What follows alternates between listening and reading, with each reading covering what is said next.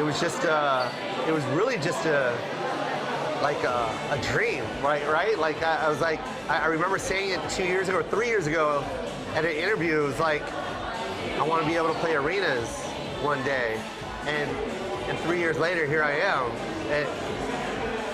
It's crazy. You know, when we played around with the thought of playing Chase Arena, I was so nervous because I was like, how about if I only get the floor sold?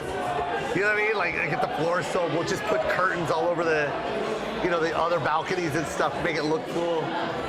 But when we put it on sale and it sold out that day, the day it went on sale, I couldn't believe it. I really couldn't. Eddie Murphy. I saw Eddie in the Coliseum, the Seattle Coliseum, when I was 15, 16 years old. And I just remember sitting in those seats and looking up at the balcony and looking at the people sitting way up by the roof. And I just couldn't believe that there was that many people there to see comedy. I didn't think that was possible. And never did I think I would be here in that situation, but he is my direct inspiration. He's my everything. There's always entertainment in the family. We always did, like, you know, the Filipino gatherings, and the kids would perform. But when it came time to make life decisions, my mom was not about the stand-up, which is, you know, she's being a mom.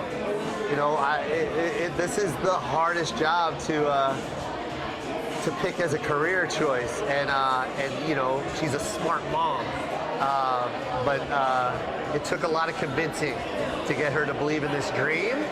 And then when it finally started showing that I could make a living out of it, that's when I finally got her blessing. So it took a long time, by the way. That took 15 years of convincing. You know what's crazy is the one thing that when I started talking about my mom, is I never wanted to shove it down anyone's throat. Filipino, we are only Filipinos, and only Filipinos get this. I wanted to be able to tell this story, and you know that my mom's Filipino, but most importantly, you're like, oh, that's a mom. And I want people to identify with her just being a mom. And that way, people can relate to it. That's why I love it when Latinos walk up to me and go, my mom does the same thing. Or, you know, black people walk up to me, white people go, yo, my mom does that. That's what I want. You know, and then on top of that, I want them to be like, oh, that's what Filipinos talk like. Well, that's what Filipinos, that's how they act. So that was my number one goal, was to do it indirectly, let people know indirectly that I'm Filipino.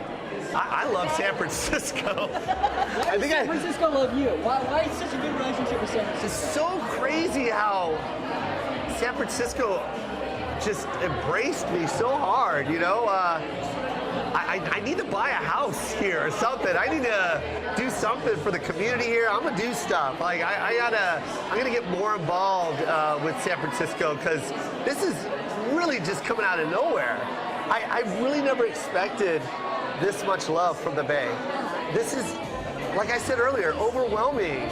You know, it went from a dream to like a really serious reality. Like, you know, it'd be stupid if I didn't say Daly City is basically Manila. You know, so I got my Manila peeps here, and I think I got more than Daly City to come out. So I love San Francisco, and I love the Bay. They've always been good to me, and I promise I'll always keep repping. I promise.